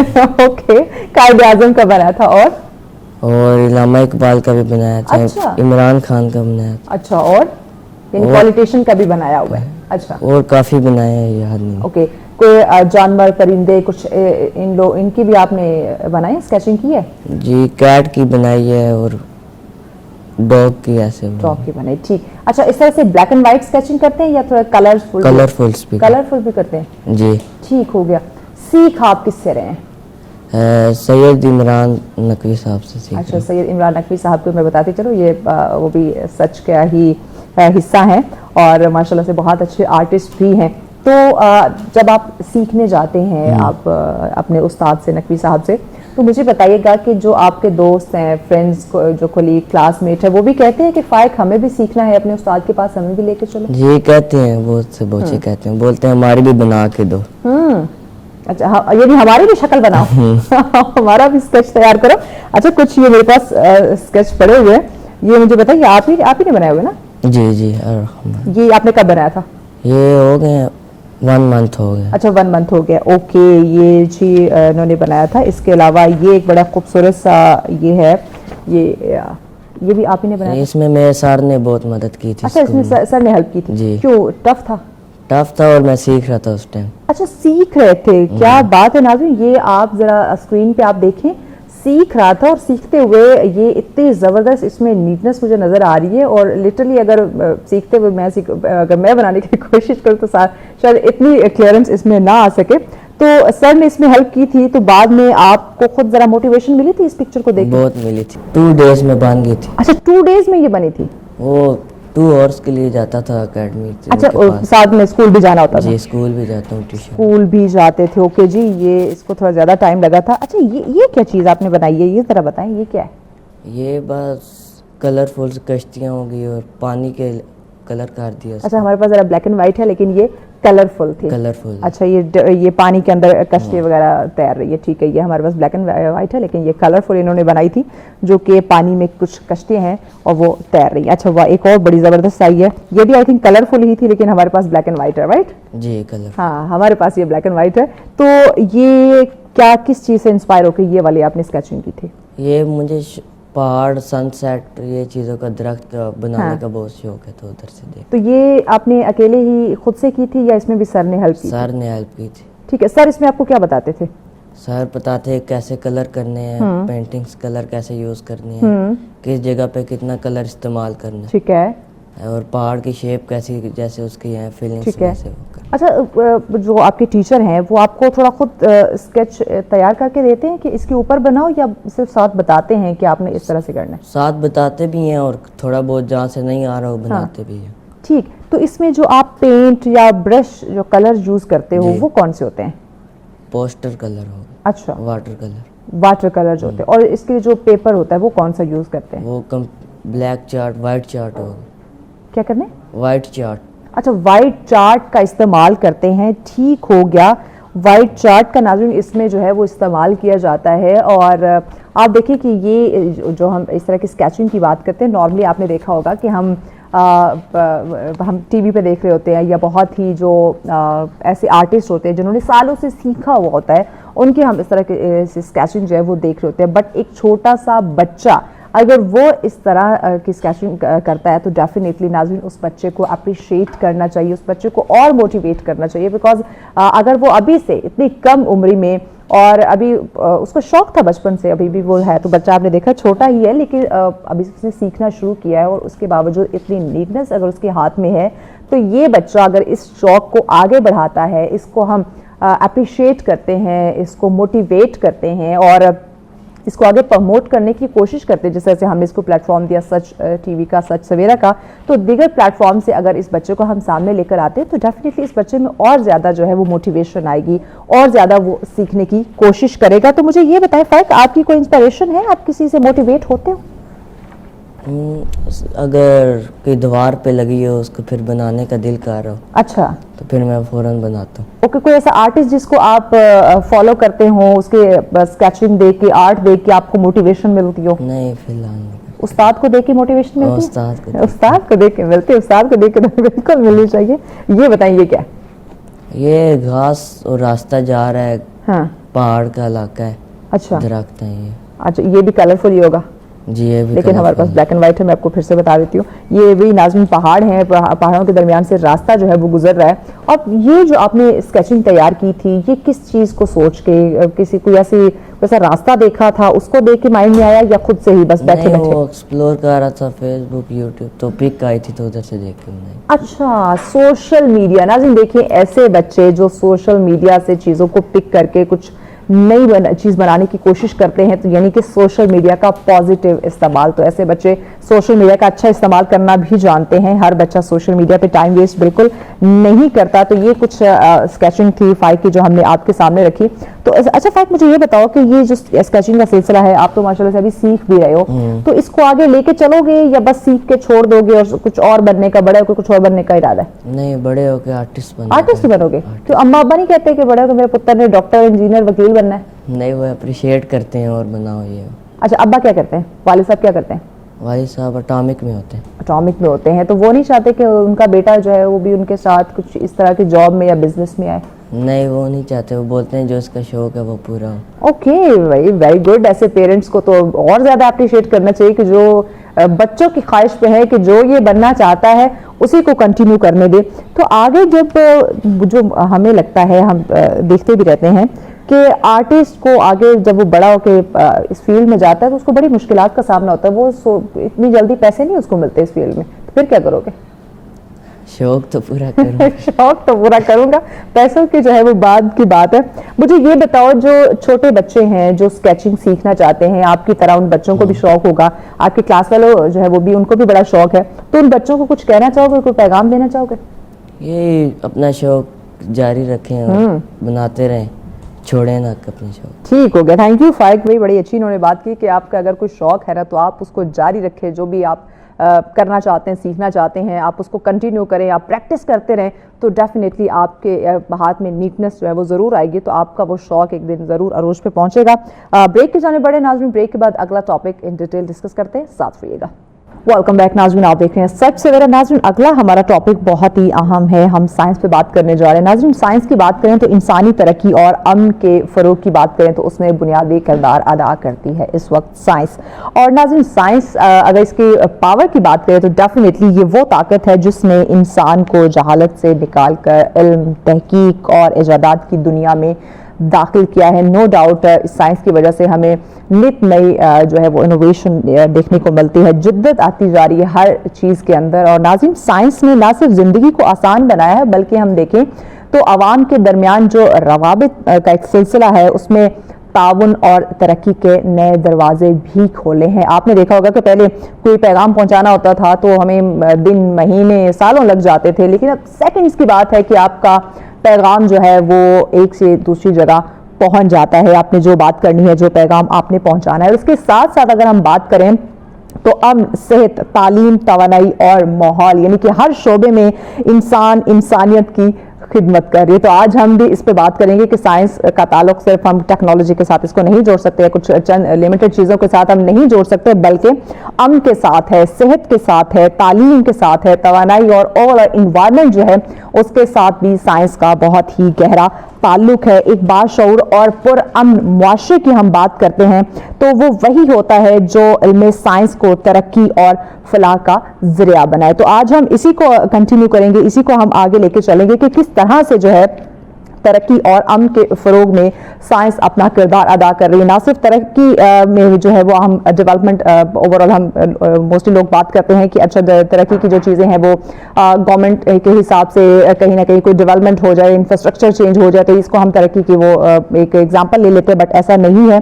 ترقی یافتہ ممالک وہی ہوتے ہیں جس میں امن ہوتا ہے, جس میں تعلیم کو لے کے, جس میں ہیلتھ کو لے کے کسی قسم کے کوئی ایشوز کو کوسچنز جو ہے وہ ریز نہیں ہوتے. تو اس پہ بات کرنے کے لیے ہمارے بہت ہی معزز مہمان ہمیں اسٹوڈیو میں جوائن کر چکے ہیں جی. پروفیسر ڈاکٹر جواد افضل صاحب ہمارے ساتھ ہیں. السلام علیکم ڈاکٹر صاحب. السلام علیکم. وعلیکم السلام. بہت شکریہ ڈاکٹر صاحب آپ کے وقت کا. ڈاکٹر صاحب بتائیے گا, ہم نے ابھی جو ہمارا ٹاپک ہے ترقی اور امن, یہ تو دو چیزیں یہاں پہ ہم نے مینشن کی, بٹ اوور جیسے میں نے ابھی انٹرو میں بھی بات کی, ترقی کی بات کریں, امن کی بات کریں, تعلیم کی بات کریں, صحت کی بات کریں, اوور انوائرمنٹ کی بات کریں, ہر چیز کے ساتھ ہماری سائنس جو ہے اس کا ایک بڑا اہم کردار ہمیں دیکھنے کو مل رہا ہے. ایک جنرل سے آپ کا پوائنٹ لیتے ہیں کہ آپ سائنس کو اور موجودہ دور کو کیسے دیکھ رہے ہیں, پھر اپنے کویسچنز پہ آتے ہیں. جی, سائنس, امن اور اخلاقی اقدار یہ ساری کی ساری اکٹھی ہیں, یہ ہارمونائز وے میں ایک دوسرے کے ساتھ چل رہی ہیں. ٹھیک ہے. اگر میں آج کے ڈے کے بارے میں بات کروں یا سائنس کا یہ دین جو کہ امن اور ڈیولپمنٹ لے کے ہمارے لیے آتا ہے, امن ایکچولی اٹ سیلف کیا چیز ہے, پیس اٹ سیلف کیا چیز ہے, یہ دین اس بات کا اعادہ کرتا ہے یا ہمیں سمجھنے میں ہیلپ کرتا ہے. پیس میری اپنی ذاتی رسپانسبلٹی ہے, پیس ہر ایک کی اپنی رسپانسبلٹی. پیس کیا ہے, ایک روشنی ہے, ایک لائٹ ہے. اگر میں اپنے اندر وہ لائٹ, وہ روشنی لے کے آ رہا ہوں تو میں جہاں پہ بھی میں جا رہا ہوں وہ امن کی روشنی میں ہر طرف پھیلا رہا ہوں. ٹھیک ہے. میں اپنے گھر کے اندر ہوں, میں امن کو پھیلا رہا ہوں. میں اپنے آفس کے اندر ہوں, امن کو پھیلا رہا ہوں. سائنس مجھے اپنے اندر وہ پیس لانے کے طریقے بتا رہی ہے, وہ ٹیکنالوجی دے رہی ہے. نہ صرف میڈیکل سائنس بلکہ نیورو سائنسز, وہ ڈفرینٹ ٹولس, ٹیکنیکس دے رہی ہے مجھے. تو ان کی مدد سے yes I can be more peaceful, اور جہاں پہ میں جا رہا ہوں وہ پیس وہ میں آگے بھی لے کے جا رہا ہوں, ٹرانسفر. بہت خوب. ڈاکٹر صاحب, سائنس نے انسانی زندگی میں یہ اگر ہم بات کریں تو کس طرح سے ترقی کا باعث بن رہی ہے اوور آل؟ جی, اوور آل اگر ہم دیکھیں تو سائنس ہمیں ہیلتھ کیئر میں ہیلپ کر رہی ہے. ٹھیک ہے. اس کے علاوہ ساتھ کے ساتھ میں ٹیکنالوجی جیسے جیسے آگے جا رہی ہے, سائنس کا اگر میں بات کروں, سائنس کے پاس دماغ ہے لیکن دل نہیں ہے. ٹھیک ہے. ہماری جو کلچرل ویلیوز ہیں وہ ہمیں دل دے رہی ہیں, سائنس ہمیں دماغ دے رہی ہے. ٹھیک ہے. تو جب ہم دل اور دماغ کو ساتھ لے کے چل رہے ہیں تو ہم پوری کی پوری سوسائٹی کے اندر ڈیولپمنٹ لے کے آ رہے ہیں. میں اگر موبائل فون کی, میں ایپس کی بات کروں یا میں ہیلتھ کیئر کی بات کروں, نئی نئی ٹیکنالوجی انٹروڈیوس ہو رہی ہے, ہم انسان کو بہتر طریقے سے دیکھ پا رہے ہیں اس کے اندر کیا پرابلمس چل رہی ہیں. جب میرے پاس پیشنٹس آتے ہیں, کلائنٹس آتے ہیں, وہ سارے کے سارے اسٹریس لے کے آتے ہیں, انزائٹیز لے کے آتے ہیں. ٹھیک ہے. ان کے اندر کیوس ہوتا ہے, اینگر ہوتا ہے, انٹالرنس ہوتی ہے. اب میں سائنس کے وہ ٹولس جو میرے پاس ہیں اور اس کے علاوہ اینشینٹ وزڈم کے جو ٹولس ہیں ان کو جب میں ملا کے ان کو جب سولوشن پرووائڈ کرتا ہوں, وہ لائک میرے پاس جب آتے ہیں تو ود ان 10-15 منٹ جب میں ان کو بریتھ ورک کرواتا ہوں, سائنٹیفک بریتھ ورک یا نیورو سائنس بیس, جب ان کو میں ٹولس بتاتا ہوں تو پہلے سے بہتر فیل کرتے ہیں ود ان 10-15 منٹس. اب یہ جب جا رہے ہیں تو آگے زیادہ بہتر مینٹل کیپیسٹی کے ساتھ جا رہی ہیں. میرے پاس اسٹوڈنٹس آتے ہیں جو کہ اپنے میموری سے ریلیٹڈ یا کوگنیٹو تھنکنگ سے ریلیٹڈ ان کو ہیلپ چاہیے ہوتی ہے. جب ہم ان کو ہیلپ پرووائڈ کرتے ہیں, ہم ان کو نیورو سائنس بیسڈ ٹولس بتاتے ہیں, وہی اسٹوڈنٹ زیادہ بریلینٹلی جو پرفارم کرتے ہیں وہ بہتر آگے بڑھتے ہیں. اور اس طرح سے جو ہے وہ سائنس ہمیں ہر لحاظ سے, چاہے اسٹوڈنٹ لائف کے لحاظ سے بات کروں, چاہے ہر ادر اسپیکٹ سے بات کروں, ہمیں بہتر طریقے سے آگے لے جانے میں ہیلپ کر رہی ہے. کیا سائنس کے بغیر ہم ایک پائیدار ترقی کا خواب دیکھ سکتے ہیں؟ Is it possible? میں سمجھتا ہوں کہ ہمیں سائنس, ٹیکنالوجی, ڈیولپمنٹ ان کو الگ الگ نہیں دیکھنا چاہیے. سارے کے سارے ساتھ کے ساتھ میں چل رہے ہیں. ٹھیک ہے. اب سائنس ہمیں جو ہے ایک طرح سے جو ہے ہمیں اپنی کلچرل ویلیوز کے ساتھ بھی ہارمونائز کر رہی ہے, ریلیجن ویلیوز کے ساتھ بھی کر رہی ہے. کیسے؟ میں آپ کو ایک مثال دیتا ہوں. پہلے وقتوں میں اینشینٹ وزڈم ہمیں بتاتی ہے کہ میڈیٹیشن ہیلپس یا مراقبہ یا ایک ہمارا جو ہے وہ ایک سسٹم چلا رہا ہے. ٹھیک ہے. ریسنٹلی دا سائنس ڈسکورڈ کہ جو میڈیٹیشن کر رہے ہوتے ہیں نا, ان کے مائنڈ کے اندر ایک ہارمون ہوتا ہے جس کو ایل-تھیانین بولتے ہیں. ٹھیک ہے. دے فاؤنڈ کہ یہ ایل-تھیانین جو ہے یہ گرین ٹی میں سے مل رہا ہے. ٹھیک ہے. اب انہوں نے اس کو ایکسٹریکٹ کیا, اس کو سپلیمنٹ فارم کے اندر لے کے آئے.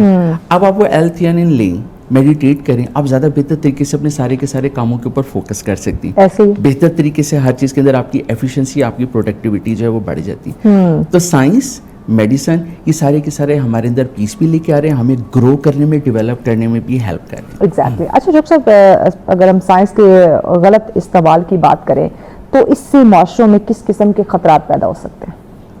دیکھیں سائنس کا جو ہے, اب سائنس نے ہمیں بہت ساری ورچوز دی ہیں, بہت ساری بلیسنگس دی ہیں, ٹھیک ہے, چاہے وہ ایک وائڈر لیول پہ بات کروں یا مائکرو لیول کے اوپر بات کروں. میرے ہاتھ میں موبائل فون ہے, ٹھیک ہے, میں اس کا صحیح استعمال بھی کر سکتا ہوں, اس کا غلط استعمال بھی کر سکتا ہوں, ٹھیک ہے. تو سائنس اور ساتھ کے ساتھ میں اپنی ویلیوز جب ملا کے جب میں اس ٹیکنالوجی کو یوز کرتا ہوں تو یہ مجھے ڈیولپ کرنے میں ہیلپ کرتی ہے. اب ایک ڈاکٹر ہے فار ایگزامپل, اس کے پاس ایک پیشنٹ جاتا ہے, ڈاکٹر اس کے سارے کے سارا پیرامیٹرز دیکھتا ہے, اس کو بتاتا ہے آپ کے ساتھ یہ پرابلم ہے, یہ پرابلم, یہ پرابلم, اسٹریس کو کم کریں. اوکے فائن, سائنس نے یہاں تک بتا دیا, لیکن اس اسٹریس کو کم کیسے کرنا ہے؟ وہ پیشنٹ جب باہر نکلتا تب اس کو پتا ہے او مجھے کچھ عرصے میں ہارٹ اٹیک بھی ہونے والا ہے, مجھے کچھ عرصے میں جو ہے میرا نروس بریک ڈاؤن بھی ہونے والا ہے, پر مجھے یہ نہیں پتا کہ ان سارے کے سارے چیزوں کو, اس کیوس کو میں نے اپنے اندر سے ختم کیسے کرنا ہے. اب یہاں پہ نیورو سائنسز ہیں, وہ ساتھ کے ساتھ میں ہیلپ کر رہی ہیں. اوکے فائن, آپ نے اپنے اسٹریس کو ایسے کم کرنے ہیں. اب میرے پاس جب پیشنٹ آتے ہیں میں ان کو بریتھ ورک بتاتا ہوں. سائنس مجھے بتاتی ہے کہ اگر میں 1 منٹ کے اندر 10 دفعہ سے زیادہ سانس لے رہا ہوں تو میرا مائنڈ انزائٹی کی اسٹیٹ کے اندر ہے, ٹھیک ہے. آپ اگر ایک نارمل, ایک جو ریلیکس بندہ ہوتا ہے, اگر آپ اس کے بریتھ ریٹ کو چیک کریں, ان سے پوچھیں کہ بھائی آپ کیلکولیٹ کریں 1 منٹ میں آپ کتنی بار سانس لے رہے ہیں, تو یوزلی 7 یا 8 دفعہ سے زیادہ سانس نہیں لے رہے ہوں گے. اور جو انزائٹی کا پیشنٹ ہے, جب آپ اس کا بریتھ ریٹ چیک کرتے ہیں تو یوزلی 20, 25, 30. ایون کہ میرے ایسے اسٹوڈنٹس ہیں جب ان کو فرسٹ ٹائم جب میرے پاس آتے ہیں, اب جب ان کا بریتھ ریٹ چیک کرتا ہوں تو 40, 45, 50 ٹائمز اے منٹ تک بھی ہوتے ہیں. اب یہاں پہ سائنس میں جو بتا رہی ہے کہ اوکے فائن, بریتھ ریٹ کو کم کرنا ہے, ان کو ریلیکس کرنا ہے, ان کو کام ڈاؤن کرنا ہے. اب میں نیورو سائنس کی ٹیکنیکس لے کے ان کے بریتھ ورک کے اوپر کام کروں, ان کے بریتھ ریٹ کو سلو ڈاؤن کروں. ودن 3 منٹ جب وہ آنکھیں کھولتے ہیں تو کہتے ہیں oh everything looks different, I'm feeling so better now. I feel like back to world now. What did you do? Was it a magic? I said no, it's a science. This is working for you. تو science ہمیں ہر لحاظ سے mentally بھی progress کرنے میں اور ساتھ کے ساتھ میں جو ہے وہ اس سوسائٹی کے اندر ایک بہتر ایلیمنٹ بننے میں ہیلپ کر رہی ہے. That's really great. انوائرمنٹ کی بات کریں تو ماحول کے تحفظ میں سائنس کا کیا کردار ہے؟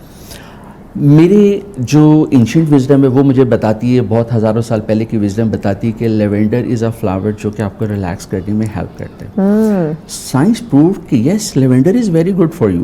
اب سائنس نے مجھے ہیلپ کیا ہے, وہ لیونڈر میرے پاس اسینشیل آئل فارم میں بھی موجود ہے. اب اگر سونے کے لیے لیٹنا ہے تو میں اپنے کلائنٹس کو سجیسٹ کروں کہ آپ کچھ ڈراپس اس کی جو ہے نا وہ آپ اپنے پلو کے اوپر لگا دیں, آپ کو رات کو نیند بہت اچھی آئے گی. Science preserve that. Chamomile flower جو کہ بہت زیادہ ہیلپ کرتا ہے ہر طرح کی, جو یوزلی جن کی جو ہے وہ ڈفرینٹ ریڈیشن تھراپیز وغیرہ چل رہی ہوتی ہیں, ان کے سمٹمس کو کم کرنے میں کیمومائل فلاور بہت زیادہ ہیلپ کرتا ہے. Science told me yes chamomile flower helps. Now it is preserved as well. Ashwagandha okay fine, ancient wisdom کہتی تھی اشواگندھا آپ یوز کریں it's very good. Now science proves کہ اس کے اندر اسٹریس ریلیزنگ ہارمونز ہے جس کو اڈیپٹوجینک تھنگ بولتے ہیں. اٹس اڈیپٹوجینک, آپ کو اسٹریس کم کرنے میں ہیلپ کرتی ہے. Science told me it is beneficial for you, we have preserved it. تو سائنس ہمیں اپنے ماحول کو, نیچر کو پریزرو کرنے میں ہیلپ کر رہی ہے. پھر اس کے علاوہ باقی سارے کا سارا ہمارا ایکو سسٹم ہے, اس کو کیسے بیلنس کرنا ہے, سائنس ہمیں ہیلپ کر رہی ہے ہر طرف. Oh, that's really great. Okay, science اور اخلاقیات کا اگر ہم تعلق دیکھیں تو اس کا آپس میں تعلق اور امن کے ساتھ ہی کیسے جڑا ہوا ہے؟ امن اور اخلاقیات میرے اندر کی دنیا ہے, ٹھیک ہے. اگر میرے اندر کیوس ہے, میرے اندر انزائٹیز ہیں, میرے اندر اینکرز ہیں, فرسٹریشنز ہیں, اب یہ وہ ایک ڈارکنیس ہے جو کہ میں اب جہاں پہ بھی جا رہا ہوں, اگر میں آرگنائزیشن کے اندر یا آفس کے اندر جا رہا ہوں یا کسی کے اندر یہ ہے تو وہ ڈارکنیس ساتھ لے کے جا رہا ہوں. وہ ایسا بندہ جس کے اندر وہ ڈارکنیس ہے وہ امن کبھی بھی نہیں پھیلا سکتا, وہ کیوس ہی پھیلائے گا. ایک اگر فار ایگزامپل ایک لیڈر کی بات کروں یا ایک مینیجر کی بات کروں, اگر ایک مینیجر کے اندر جو ہے وہ کیوس ہے, انسیکیورٹیز ہیں, تو وہ کبھی بھی جو ہے وہ ایسے ڈیسیژن نہیں کر سکتا جو کہ اس کی امپلائیز کو بہتر ان کی ویل بینگ کے لیے جو وہ کام کریں. اب جب سائنس کے میں ٹولز یوز کر رہا ہوں, میں میڈیٹیشن کو یوز کر رہا ہوں, میں بریتھ ورک کو یوز کروا رہا ہوں, اب ایسے جب لیڈرز, ایسے سی اوز یا ایسے مینیجرز جب میرے پاس آتے ہیں, جب ان کو یہ میں ٹولز دیتا ہوں, ان کے اندر کامنس آتی ہے, Okay. انسیکیورٹیز ختم ہوتی ہیں, Alright. امن اندر آتا ہے, Great. ٹھیک ہے, اور جب وہ باہر جاتے ہیں تو وہ پھر امن, وہ اپنی آرگنائزیشن کے اندر بھی امن پھیلا رہے ہیں, Yes. ٹھیک ہے, وہ ایسے ڈیسیژنس لے رہے ہیں جو کہ صرف اس آرگنائزیشن کے جو ہے نا اکنامیکل پیرامیٹرز کو نہیں خالی امپروو کر رہے, ٹھیک ہے. وہ امپلائیز کے مورال کو بھی کر رہے ہیں, ان کی پروڈکٹیوٹی کو بھی Okay. انہینس کر رہے ہیں. Alright. ٹھیک ہے ڈاکٹر صاحب, بریک لینی ہے, بریک کے بعد ہم ڈسکشن کو آگے بڑھاتے ہیں. ناظرین ڈیفینیٹلی بڑی خوبصورت انہوں نے بات کی, اگر ہمارے اندر امن ہوگا نا تو معاشرے میں آٹومیٹکلی امن آنا شروع ہو جائے گا, لیکن اگر ہم خود سے اپنے اندر ایک جنگ لڑ رہے ہوں گے تو وہ جنگ ایک لاوے کی شکل میں جو پھر سوسائٹی میں ہمیں دیکھنے کو ملتی ہے, مختلف آرگنائزیشنز کے اندر ہم اپنے فرینڈز کولیگز کے ساتھ, اپنی فیملی کے ساتھ جو ہے وہ ایگریسو بیہیویئر اڈاپٹ کر رہے ہوتے, تو ڈیفینیٹلی پھر معاشرے میں امن کیسے قائم ہو سکتا ہے, تو اس پہ مزید آگے چل کے بات کرتے ہیں, but after the break stay with us. Welcome back ناظرین, آپ دیکھ رہے ہیں سچ سے میرا. ناظرین آج کا ہمارا آخری ٹاپک اور آخری سیگمنٹ ہے ہمارا, جس میں ہم بات کریں ترقی اور امن کے فروغ میں جو سائنس کا کردار ہے اس پہ بات کی جائے. ڈاکٹر صاحب ہمارے ساتھ. ڈاکٹر صاحب مجھے بتائیے گا کہ قدرتی آفات آئے روز ہمیں دیکھنے کو سننے کو مل رہی ہوتی ہیں, اس سے بچاؤ میں جو سائنس کا کردار ہے یا اہمیت ہے وہ کیا ہے؟ دیکھیں, ایک تو قدرتی آفات جو آ رہی ہیں آنے سے پہلے اپنے سمٹمز لے کے آ رہی ہیں, ٹھیک ہے, Exactly. ہمیں پہلے سے پتہ ہے کہ سٹارمز آ رہے ہیں, کلائمیٹک جو ہے وہ اپ ہیولز آ رہے ہیں, ان سے کیسے بچنا ہے اور اپنا پریکاشنز کیسے کرنے ہیں. یا اب دو چیزیں, ایک تو باہر کا طوفان ہے اور ایک اندر کا طوفان ہے. باہر کے طوفان کے لیے تو ہم نے اپنے آپ کو تیار کر لیے, پریکاشنز لے لیے, ٹھیک ہے, لیکن وہ جو اندر طوفان چل رہا ہے اس طوفان کو کیسے ختم کرنے. آئی ریممبر میرے پاس کچھ عرصہ پہلے کی بات ہے, ایک خاتون گلف کنٹری سے آئیں, ہی سائڈ کے ڈاکٹر صاحب آپ کو بڑا نام سنا, مجھے آپ سے ہیلپ چاہیے. میں نے کہا جی بتائیے کیا. انہوں نے کہا جی میرے اندر ہر وقت طوفان چل رہا ہے. میں نے کہا کیا طوفان چل رہا ہے؟ شی سیڈ کے گھر کے اندر ان کے جو ہے اپنے اسپاؤزل کنفلکٹس وغیرہ تھے, بہت پریشان. شی سیڈ کے میں نے میڈیکل ہیلپ بھی لی ہے, مجھے جو میڈیسنز دے دی جاتی ہیں وہ میں سوئی رہتی ہوں, طوفان اسی طرح کا اسی طرح جو ہے وہ چل رہا ہے. میں نے کہا دیکھیں اب اس طوفان سے نمٹنے کے لیے آپ کو پیسفلنس کے ساتھ ساتھ تھوڑی سی کریج بھی چاہیے آپ کو. آپ نے کریج اپنے اندر ڈیولپ کرنی ہے, then you will be able to face that طوفان اینڈ کیوس. انہوں نے کہا جی میں اپنے اندر کریج کیسے لے کے آؤں. میں نے کہا here the neurosciences help you. پھر میں نے ان کو ٹیکنیکس بتائی جس میں ہم لیفٹ برین کے اوپر کام کرتے ہیں, لیفٹ برین کو ہم اسٹرانگ کر دیتے ہیں. اچھا میں نے ان کو وہ ٹیکنیکس بتائی, تھوڑا سا بریتھ ورک بتایا کہ آپ اپنے لیفٹ برین کے اوپر کام کریں, اس کو اسٹرانگ کریں. ٹھیک ہے. ایک مہینے کے بعد she called me again, she said کہ ڈاکٹر صاحب بڑی چینج آ گئی. میں نے کہا جی کیا ہوا؟ کہتی اب طوفان تھم گیا. میں نے کہا وہ کیسے تھم؟ کہا کہ اب میں چیزوں کو پیسفلی, لیکن اب میں فرملی اور میں کریج کے ساتھ فیس کر رہی ہوں. میں نے چیزوں کو آن ٹاپ آف دیٹ آ کے ریزالو کرنا شروع کر دیا. میرے اندر کریج آ گئی ہے, اب میں چیزوں سے بھاگتی نہیں اور بہتر طریقے سے ہینڈل کر رہی ہوں, اور میرے گھر کے اندر وہ سارے کا سارا پیسفلنس آ گئی ہے. سو دس از ہاؤ سائنسز ہمیں ہیلپ کر رہی ہیں ماحولیاتی طوفان, اسٹارمس اور نیچرل قدرتی آفات سے بھی, اور ان کے ساتھ نمٹنے کے لیے جو کریج چاہیے, جو اپنے اندر ایک ریسورسفلنس چاہیے, وہ لانے میں بھی ہیلپ کر رہی ہے. ایگزیکٹلی نا ڈاکٹر صاحب, ہمارے جو پاکستانی نوجوان ہیں کیا وہ یہ جو سائنسی سوچ ہے یہ ان میں پائی جاتی ہے, یہ ایک نئی ایک انوویشن یا ہم کہیں کہ ایک ریسرچ بیس چیزیں یا کچھ نیا سیکھنے کا یا کرنے کی یہ انکریجمنٹ ان میں ہے؟ میں نے بہت سارے میرے اسٹوڈنٹس ہیں جو کہ ڈفرینٹ یونیورسٹیز میں, پاکستان کی ٹاپ یونیورسٹیز میں ابراڈ بھی پڑھ رہی ہیں. یس میں نے ان کے اندر یہ چیز دیکھی ہے, ایک ریسرچ کا ان کے اندر ایلیمنٹ ہے, بٹ جیسے سے میں نے پہلے بات کی کہ سائنس کے پاس دماغ ہے, دل نہیں, ٹھیک ہے نا. اس کے لیے ہمیں وہ دل کہاں سے آتا ہے, وہ ہماری کلچرل ویلیوز ہیں جس کی روشنی کے اندر چلتے ہوئے ہم نے جو اپنی سائنس کو اور اپنی ریسرچ کو لے کے چلنا ہے, ٹھیک ہے. تو یس یہ سارے کا سارا ہمارے نوجوانوں کے اندر ہے, صرف ضرورت اس بات کی کہ ان کی ہم اپنی ویلیوز کے بارے میں بھی ان کو بتائیں تاکہ دونوں کو ساتھ لے کے چلیں. کیونکہ ایک سائنس کا ٹول جو ہے, یا اگر ایک جو میچ اسٹک ہے وہ بہت جگہ آگ بھی لگا رہی ہے اور میرے لیے یوزفل بھی ہے. تو کیسے یوزفل سائنس میرے لیے ہوگی, میری کلچرل ویلیوز مجھے بتائیں گی. تو ہم اگر ایک ایسا انوائرمنٹ کریٹ کریں کہ ہمارا آج کا نوجوان ہماری کلچرل ویلیوز کے ساتھ بھی پوری طرح سے آگاہ ہو, تو definitely it's very very beneficial. Medical شعبے کی بات کریں تو اس میں آپ سائنس اور ٹیکنالوجی کو کیسے دیکھ رہے ہیں اور یہ کس طرح سے انقلاب برپا کر رہی ہے؟ میڈیکل سائنس کے اندر جو ہے اب سائنس بہت زیادہ ہیلپ فل ہے. اب لائک ایک پیشنٹ آ رہا ہے تو ہم اس کے فوراً ٹیسٹ کر کے امیڈیٹلی ہمیں پتہ ہے کہ کہاں کہاں پہ پرابلم جو ہے وہ چلی آ رہی ہے, ٹھیک ہے. اس کے ساتھ ساتھ اب ڈفرینٹ ٹولز آ گئے ہیں, بایو فیڈ بیک ٹولز ہیں, وہ مجھے بتا رہے ہیں کہ میری مینٹل فریکوینسی کیا چل رہی ہے. اب میرے پاس ایک پیشنٹ اگر آ رہا ہے, اب اس کی جو ہے وہ اسٹریس کو کم کرنے کے لیے میں اس کو میڈیٹیشن تو پہلے بتا رہا ہوں, اب سائنس مجھے بتا رہی ہے کہ اس کی برین کی فریکوینسی بہت ہائی چل رہی ہے, اس کو کم کرنے کی ضرورت ہے, ٹھیک ہے. وہ بیٹا اسٹیٹ آف مائنڈ پہ چل رہا ہے, اس کو الفا اسٹیٹ آف مائنڈ پہ لے کے آنا, اس کو ڈاؤن کرنا ہے. تو سائنس اب مجھے بتا رہی ہے ٹولس, میں ڈفرینٹ سائنٹیفک ٹولس یوز کر کے اس کی برین کی فریکوینسی کو دیکھ رہا ہوں, اس کو کم کرنے کے لیے ساتھ ساتھ اس کو ٹولس بتا رہا ہوں. بریتھ ورک ہے, میڈیٹیشن ہے, مائنڈ فلنس ہے, different neuro science Yeah. Tools हैं, वो सारे के सारे बता रहा हूँ, साथ के साथ मैं मॉनिटर भी कर रहा हूँ, साइंस साथ के साथ में मुझे बता रही है। तो साइंस जो है जिस तरह से आगे बढ़ रही है, मेंटल हेल्थ में बहुत बड़ी रेवोल्यूशन आ रही है, फिजिकल हेल्थ में बहुत बड़ी रेवोल्यूशन आ रही है, so it's helping a lot. Oh that's really great. आखिर में वर्ल्ड साइंस डे के इस मौके पे आप हमारे नाज़रीन को क्या पैगाम देना चाहें?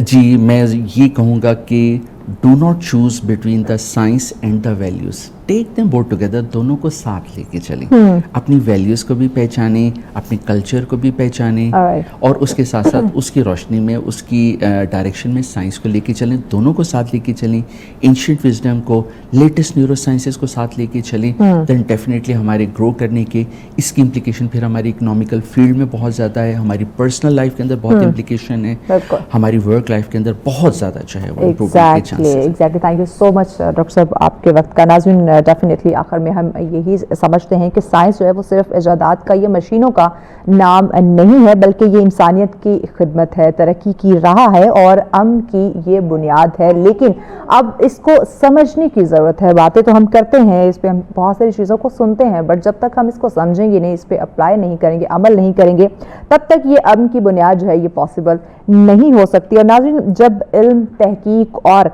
इखलाक ये साथ चलते हैं तो साइंस दुनिया को एक बेहतर, पुरअमन और खुशहाल मकाम बना देती है। ये डेफिनेटली देखें, जब ये सारी चीज़ें साथ चलेंगी, हम सब चीज़ों को साथ लेके चलेंगे, इनको समझेंगे, तो नो डाउट वो वक्त दूर नहीं है जब ये मुआशरा पुरअमन होगा, जब ये मुआशरा, ये मुल्क जो है वो तरक्की याफ्ता होगा। तो नाज़रीन, हम सब पे ये जिम्मेदारी आयद होती है। ये सिर्फ किसी एक मखसूस तबके की जिम्मेदारी नहीं है, ये मेरी, आपकी, हम सब की जिम्मेदारी है कि हमने साइंस को जो है वो तबाही नहीं बल्कि तामीर का ज़िया बनाना है। अब ये जैसे हमने अभी बात भी की कि एक फ़ोन है, उसका नेगेटिव और पॉजिटिव दोनों उसका इस्तेमाल है। अब आपने क्या करना है, ये आपकी चॉइस है, आपकी सिलेक्शन होनी चाहिए।